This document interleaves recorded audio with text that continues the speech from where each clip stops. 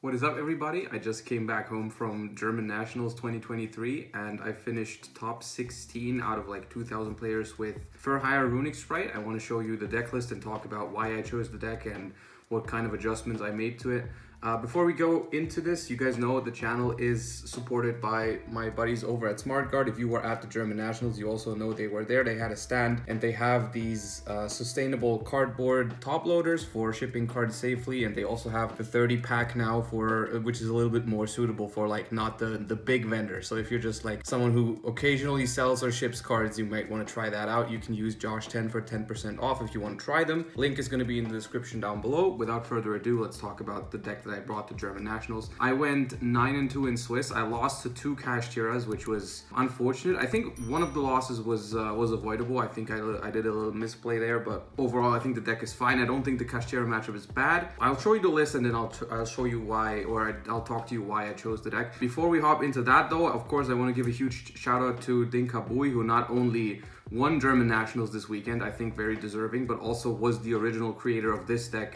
He brought it to YCS London and I thought it was a great idea. I was between this deck and the Live Twin version. I decided to play this deck in the end and I thought it was very, very good. So I'll show you the list first. As for the sprites, you play the very minimal package of 3 blue, 1 jet, 1 red, 1 carrot, and 1 starter. So the reason for this is because blue is just a really good card to draw. The other ones, red and carrot, are fine, but starter and jet aren't optimal in this deck because you don't want to lock yourself too early, because a lot of your for higher lines incorporate special summoning Beat, Rafale, and Folgo. So locking yourself early with these is not actually that good. So you want to really open the blue. You're fine opening these because you can use them after you make your for higher plays, but they're not even close to as good as the blue. Runicks, we have, unfortunately, we only have room for 15. Maybe you can fit more. I'll talk about what I would maybe change. But in this iteration of the deck, there was only room for 15. I tried to fit in a 16th copy of like a Dispelling or something, but it wasn't really feasible, I think, for this event. For the Fur Hires, you play 3 Rex, the most important one, of course. You play 3 Fossil Digs to find it. You really want to see this card. The deck can function without it. I'll talk about that in a little bit, but if this deck draws this card, it's phenomenal. You play 1 Donpa, 1 Beat, and 1 Rafale, which is the bare minimum. Very good, because some people still didn't know what these cards did when I played against them, but the majority knew what was going on, but some didn't. Donpa is you can special summon a Fur Hire from your hand once per turn, and if another Fur Hire is special, you get to pop a face-up card. Beat can summon one from your hand as well, and whenever another Fur Hire is special, you can add one from your deck to your hand. And Rafale on summon reveals cards from the top of your deck equal to the number of other Fur Hires with different names, and you get to add one of those cards to your hand, and then it's a monster negate by discarding any Fur Hire card. You play Rookie Fur Hire, which is the standard one. This is part of the combo. You go Rex, search this, then you summon Hugin or a Spright, you tribute it for Rookie Fur Hire, summon Beat, make Donner, bring back Beat and Rex. Beat searches Rafale and then special summons Rafale from your hand, so on and so forth. What is not standard and what most people didn't use in this deck is the 1 copy of Mayhem. I loved this card. I added this card in kind of last minute based on mostly theory because I didn't have time to test with this card, but I thought it was phenomenal. So what this card does is just revives a Fur Hire from your graveyard. And what this does is, I think, huge for the deck because it makes it so that if you draw your Rookie Fur Hire, you still have a target for Rex, which is good. That's a good thing to begin with. But it also makes it so that if you draw this card and you don't find Rex, you can actually Sprint, send it, because I did play Sprint for that reason. Summon Sprint, send the Rex, and then activate Mayhem to get it, which is how I got into my combo a couple times whenever I hard drew this. I really liked this edition of the Mayhem. It also just, in general, makes your grind game a lot stronger because you have a second target for Rex in your follow-up turns. I was also able to outplay Bell 1 or 2 times when I activated Rex on my opponent's turn to summon and trigger Donpa to draw cards with Folgo, and they belled it. I had a Mayhem to still summon back whatever I was trying to summon. So I was a big fan of running both of these, and I would not cut the Mayhem moving forward. That's basically how I couldn't fit the 16th Runick, is because I wanted to play this card. After this event, still, this is what I consider what you have to play, and this is 35 cards, which only left me with the opportunity to play 5 non-engine whatever. And I decided to go with 3 Dark Ruler because I figured that was the most consistent card going second at solving as many matchups as possible, because I was worried about other Runick decks as well, and those decks would probably have access to Carrot, so I didn't feel great about evenly matched. I wanted a card that just, like, whatever I'm playing against usually is very good. The only matchup where I think this card is not very good is Labyrinth. In every other matchup, this card going second gives you a solid chance. And then for the last 2, which is kind of weird, I decided to play Nibiru. I don't think Nibiru is that great this format. I don't think it sucks, but it's also not great. The reason why I chose specifically Nibiru in this deck is because I didn't want to play 5 non-engine cards that are only good going second. I wanted a non-engine card that is also useful when you get to go first, because this deck, if it does set up, it draws a lot of cards. Like with the Runicks on your turn, the Runicks on the opponent's turn, the Folgo, which I'll talk about in a bit when I show you the extra deck. You draw cards on your opponent's turn, so drawing into cards that mean something I felt like was important, and always drawing into cards like Dark Ruler or other non-engines like Evenly just didn't feel great to me. And I will say both of those cards only performed okay for me. I don't think there was a single game that I won because of those cards. I had plenty of games where I won going second with just engine. That happened a lot, like especially in matchups like Kashtira and such. I think you can really win by just outing the Orisart otherwise. This doesn't even work if branded Puppet locks you. I'm questioning the need to even run like 5 full non-engine in this deck. I felt like this deck, if you actually have a playable hand, was able to win going second even without any non-engine. And then sometimes when I did draw like a Dark Ruler, like for example in my top 16 match that I lost to Rika, I went second in game 1, I had Dark Ruler. They made a board of like a couple Omni Negates and the Link 4 and the one that contribute, and I Dark Rulered it, and that felt good in the first moment, but then they still had Droll and Lockbird and Rika Sheet and Rika Princess, and I just couldn't beat that anyways. It might just have been variance, but the non-engine for me in this event wasn't even that great. Basically, the idea behind this entire thing is that this deck is incredibly strong going first in general. It's really hard to stop this deck with any form of hand traps or board breakers, because it's just like the form of a board it puts up is just really hard to interact with. Going first, you pretty much always win, and going second, you have these couple blowout cards that if they resolve, they give you a very realistic chance. But I would honestly maybe consider just playing more engine, make the deck even more consistent, maybe add talents, which is like not as impactful as one of those going second, but it's a really good balance between going first and second, and it draws you extra cards, which helps you break boards going second. I think I would like to have talents somewhere in the deck, because I didn't play it and I kind of missed it. I feel like it's a waste not to play talents in this format. I just didn't have room for it, and I felt like I wanted more impactful cards, which ended up not even being that impactful, these 5. All right. The extra deck, you play 2 Hugin, you play a Munin. This way drawing your Rookie for hire is a lot better, because you can summon Munin, then you tribute it for Rookie, and that lets you summon out Rex if you don't have it. And then because I play Mayhem, the Rex has another target, so it's all kind of smooth with the Munin in the extra deck. I never did that play, because I never had just Rookie and no Rex. That didn't happen in the event. I summoned this a couple times only to not waste my second Hugin, right? I started with Hugin, did some plays, and then on my second Runick spell, I summoned Munin just to link it off into Folgo, just to save the Munin as a level 2. But that was it. 1 Gary, 2 Folgo, which is just an amazing card. Needs 3 monsters with different types. On summon, summons a for hire from the deck, which you summon Donpa when you make it on the first turn, usually, unless you drew Donpa, then the line's a little bit different, but usually you summon Donpa. And what happens then is whenever an opponent's card is destroyed, you get to draw a card. If you control 3 different for hire monsters, you get to draw 3 instead of 1. So basically what you're trying to do is set up something where you have the Rex in the graveyard, which is a quick effect Reborn, and that will bring back a for hire, which is your 3rd for hire. It can be Rafale, it can be Beat, whatever you have left in the graveyard. Sometimes you leave the Rafale on the board, sometimes you don't. Let's say you have to link it off on turn 1, you can, on your opponent's turn, Rex banish to bring back the Rafale, and then you will trigger Donpa to pop a card, Rafale to reveal and add a card, and then Folgo will draw you 3 more cards. And it's just basically with backing this up with all the Runicks and the Spright negates is almost impossible to beat, really. And Folgo is just an insane card, especially when you go second. Sometimes you get to pull this off on your first turn, like breaking your opponent's board. You just play into it with Runicks, you play into it with Sprites, and then the last thing you do is make the Folgo summon Donpa or whatever, and then you summon 1 more for hire, and it's just all downhill from there. 2 Donners, obviously really good. Pack was telling me to play a 3rd even, but I didn't feel like that was necessary at all. There's only 1 card in this extra deck I would change. I'll show you that in a second. Sprint, like I said, was not in the original list by Dinkabui. I really liked it. I only used it a couple times. Like I said, when I hard drew the Mayhem, it was really good. I got like ashed on Fossil Dig and I had Mayhem, and then I made Sprint, send Rex, revive it, and it's basically, I still ended up doing the full combo, basically ignoring the ash. Also, when Rex gets negated, sometimes you're able to make Sprint with it and send another for hire and do some stuff with that. It was useful. I liked it. I didn't make it very often, but when I did, it was really important. IP is a crucial part in this deck, because if you don't draw Rex, you want to end on IP, because if you don't draw Rex, usually you have to Gigantic for it, and then you are locked into 2s, so you can't make the Folgo on your turn.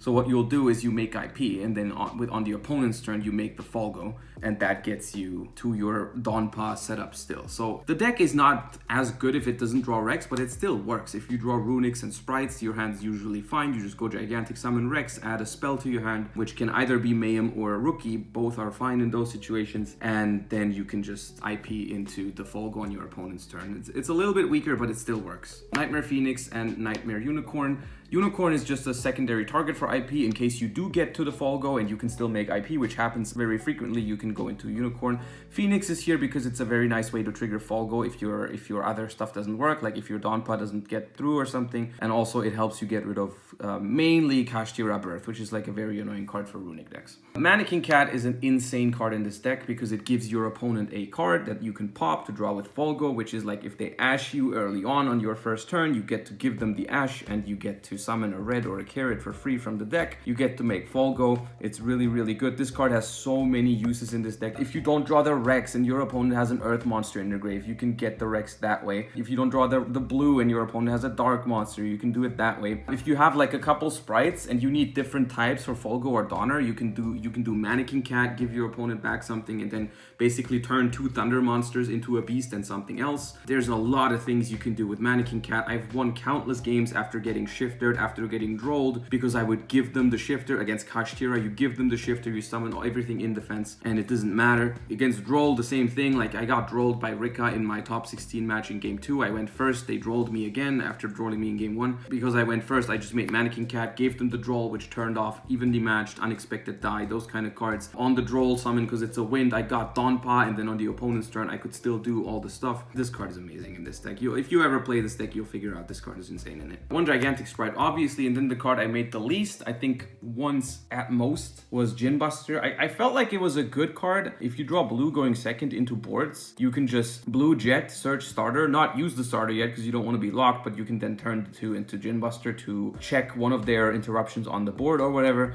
Didn't actually end up happening very often. Also going first, usually people would use hand traps before I would even get to use my Sprites. Like they would hand trap my Runick cards, or they would hand trap whatever else. Like if I started normal summon Rex or something, they would try to hand trap that. The Gin Buster didn't actually end up coming up much, but I think the option is still nice. I'm not quite sure what I would play instead. There are a couple options that I was considering, like you can play the Scareclaw Tryhard for some matchups. I never actually missed that, but there's a few things. I'm not sure what I would replace this with, but everything else I was really happy with. So I think there's only like really one flex spot. Side deck, I sided 3 Kurikaras. In general, you'll notice that I'm siding a lot of monster cards that do something and give you a body on the field, because I think that's very valuable in this deck, because it helps you make Folgo and Donner, is if you have cards like this that solve a problem for you and give you a body. Now Kurikara is, I think, a phenomenal card. I didn't play against that many Kashtiras, it was only 3, and I only drew it once against those Kashtiras, but when I drew it was pretty good. I think I would still play this card for the reasons I said. I think it's really easy to bait something like a Rise Heart, just activate a Runick spell or activate a Fossil Dig. The Rise Heart triggers. If they end on Shangri-Ira plus a Rise Heart, you know, you just go like activate Fossil Dig, activate a Runick or whatever. The Shangri-Ira has probably already activated in your standby phase. Then the Rise Heart triggers on the first activation of your spell. You distribute both of them. Retaliating Sea is one of the reasons why I chose this deck over the Life Twin version, because this deck can play it. I'm a big fan of this card in the Runick mirror matches, because they start by activating Runick spell. You summon Retaliating, the Runick spell gets banished, whatever did this card for Hugin gets banished, and it's just in general an annoying card. The reason why this deck can play it and Runick Life Twin Sprite can't is because it blocks your Life Twins. The reason why in this deck it's not actually annoying for yourself is because you can just, like, if you have Rex, you just summon Rex, get Rookie, and then Rookie tributes it. Because it's a level 4, you can summon the beat. So instead of tributing Hugin, you just tribute this, because it works 1 level higher or 1 level lower, so Retaliating doesn't actually bother you. I was a big fan of this card. I didn't end up seeing it a single time in the matchups where it mattered. It's also good against Branded. They can still do some stuff with Branded Fusion, obviously, but like Mirjay doesn't work, Albion doesn't get to hit the graveyard, some stuff like that. You know, you can't do Puppet Lock under it. It's just like a very annoying card for them to deal with. Cards that I did see a fair amount that I would I'm not going to say they overperformed because they performed exactly how I expected them to. Bystials were amazing. Bystials are insane in this deck because like they do the exact same thing, right? They give you bodies on top of the of what they already do.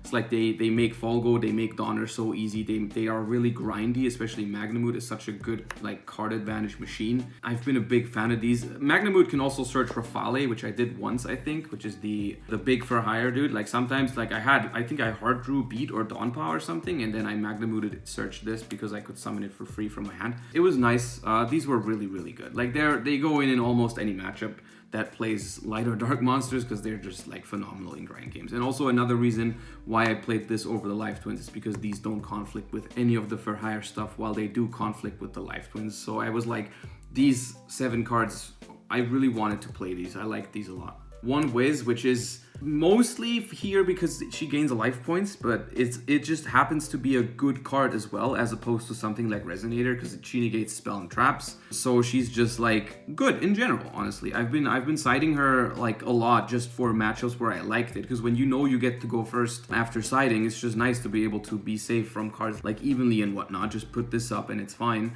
Funnily enough, you can even set her up by like using Rookie for Hire on like a Bystial, which I think I did once when my opponent entered battle phase. And then I play 1 Chaos Hunter for the Mannequin Cat against Shifter. I lost 2 games against Kashtira going first after siding because I drew like really bad hands with like Rookie, Chaos Hunter both times. That's how I lost like Kashtira matches after siding. It was really annoying. I never actually pulled off the Mannequin Cat on Shifter into Chaos Hunter. You might not actually need it against Kashtira because honestly, if you just get shifted and you have you make Mannequin Cat, you might not need Chaos Hunter because it's just like already so good. You give them Shifter so they can't really play, and you can just get Blue or Jet from the Mannequin Cat. Maybe that's good enough. Maybe you don't even need this, because honestly, I was annoyed by this more than I was like benefiting from it in this particular environment. Against Flu, it was different back then, because against Flu, if they shifted you, if you gave them Shifter with Mannequin Cat, that wouldn't be annoying for them, right? But for Kashtira, giving them the Shifter with Mannequin Cat might already be annoying enough that you don't need the Chaos Hunter, but that's just a food for thought.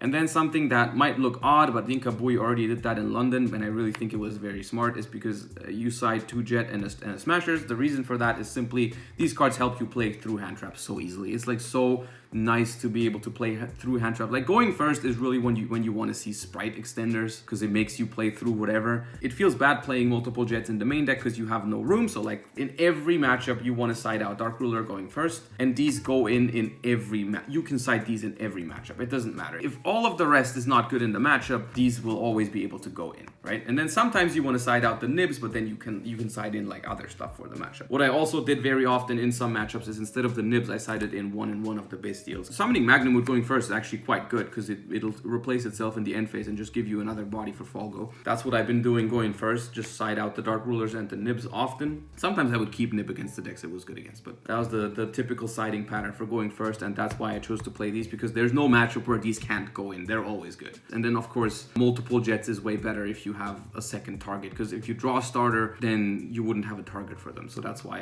I like the Smashers too in the side deck. So overall, this is the list. It's close to Dinka Bui's list, of course, because his list was already really, really good. So this is not like I didn't make any groundbreaking inventions with this deck. I think I adapted it pretty well to the format. I think the list made sense in most parts. Like I said, I would reevaluate the Dark Rulers and the Nibirus in the main deck because I thought they didn't perform well, but maybe I just didn't draw. Like there was a couple games where I went second and I was like, dude, I wish I had that card now. Like I'm pretty sure top 16, the game 3 that I lost to Rika, I was like, if I see a Nibiru here or a Retaliating Sea, but like if I see one of those cards here, I'd win probably, but I didn't. So I might have just not been fortunate enough to draw them in the right spots. In general, I want to talk really quickly about like just some bonus why I chose to play this deck over the life turn variation, because I've been talking on stream, I'm in between the 2 decks. I wasn't sure until like a couple days, like Friday or Thursday, I was deciding between the 2 decks, and I ultimately went with the for hire version because I thought the deck was a little bit more risky than the life turn version, because it, like I said, it has a couple cards that if you draw them alone, like the for hires up here, if you draw these, they're not as amazing. I mean, like I said, Mayhem is fine. Rookie can be fine too. These 3 aren't ideal if you draw them alone. And it happened a couple times where I drew like a Rafale and it just didn't do anything. Though I will say drawing these actually was way better because I played Sprint. Because what would happen is if you drew one of these, you could discard it for Hugin. Let's say you drew a Rafale, discard it for Hugin, make Sprint, send Rex, and then you make a Donner, and then you get to bring these two back. And it would still be fine, right? You would having one of these as a discard. So playing the Sprint at the Mayhem really makes it so that all of these cards up here are better to draw than if you don't play these two, which made the deck a lot more consistent overall, I felt like. And that was one reason why I liked it so much more than the Life Twin version. The other reason is because it's just a little bit more synergistic. It lets you play in a more optimal order. Like for example, the Life Twin deck cannot really use your Runick spells in the draw phase to play around Droll and Lockbird, because if you do that, you will have a monster on the board and then you can't use your Life Twins. You always have to go main phase first, summon the Life Twin first action, otherwise, so you can't play around Droll in that fashion. Droll is still good against this deck, I'm not gonna lie, like it still is a problem for this deck, but you have ways to play around it. You have ways to at least have the Fountain in hand when you get Drolled, and then maybe, use Runicks to defend yourself on the opponent's turn. And then the biggest reason, one of my biggest issues with the Life Twin deck was pulling off the combo and then drawing into cards that were not very impactful, right? Because the Runick Life Twin deck has like 8 or 9 Life Twin cards, a bunch of board breakers / going second cards that you all don't want to draw if you resolve Fountain to draw after your combo, right? Like you draw 3 with Fountain, but in the Life Twin Runick deck, often it feels like you're only drawing 1 or 2, because like you draw 3 and those cards are usually like a Life Twin and evenly matched, and 1 actual good card, so on average your Fountain isn't as effective in the Life Twin deck because a lot of the stuff that you draw is redundant, and this deck doesn't have that much redundancy. Like first of all, this deck thins a lot more. Like if you start with a Rex, this deck thins like crazy, right? You thin the Rookie, the Beat, the Rafale, sometimes even the Donpa before you actually draw with Fountain. And so like the cards that are left are not that many. If you start with Fossil deck, it's even less, right? You thin more than half of the cards that you're playing for this engine out of your deck before you draw. The same goes with the Sprites, right? You play a very minimal Sprite package, so if you draw a Sprite card, we're filtering like crazy before we actually draw with Fountain sometimes, right? The cards remaining in the deck when we draw with Fountain are not that many bad draws, because I also decided to split the non-engine with like cards that were useful. So the redundant cards are not that many when you draw with Fountain. And the other big deal is that these are actually good draws off of Fountain because they give you negates with Rafale. Like the standard combo doesn't guarantee a negate for Rafale. You don't always have another for hire card in your hand. But if you do draw into one, you don't actually mind because you just get a negate out of it. Like you're actually happy with it. Also, sometimes you can special summon from your hand with Donpa if you draw another Rex, and it works out like that. I've just been a big fan of this deck. I've been enjoying it a lot. It was very fun. I think there might be some ways to improve it, especially on these 5 slots up here. Maybe the side deck can get some tweaking. Maybe the Djinn Buster can be replaced with something else, but I was really happy with it. I was really happy with how it performed. I played against a wide variety of decks, like 10 or 11 different decks in the 13 rounds I played total, and it performed well against everything I felt like, except for, the 2 Kashtiras I lost to. I felt like the matchup was better than what it seemed like in those matches, because I felt like I got unlucky. Like one match against Kashtira, I nibbed them going second, and I think it should have won me the game, but their Rise Hard banished, I think it was Donpa, Starter, and Beat. That ruins the entire deck basically, because I had no target for Jet. I couldn't use Rookie on anything, and Donpa was gone as well. It was just, that was so sad. I was like, I nibbed them, and they had like 1 hand trap in hand, but my entire deck just didn't function because those cards were missing. Stuff like that happened. The deck can struggle with stuff like that. It is fragile in that sense. Sometimes you draw your one-off for hires that you don't want to see. Sometimes a Rise Art banishes some stuff that you really need because you only play 1 copy of it. That's the kind of fate you have to accept if you're choosing this deck, but I think it is overall very fun. Okay, so this was a little longer than I anticipated. I hope you enjoyed the deck profile. Thank you for everyone who came up at the event and said hi. I had a really good time meeting all the people at German Nationals. I'm still really happy with top 16, especially because my loss, I don't think I could have done anything. Losing Dice Roll to Rika, not really drawing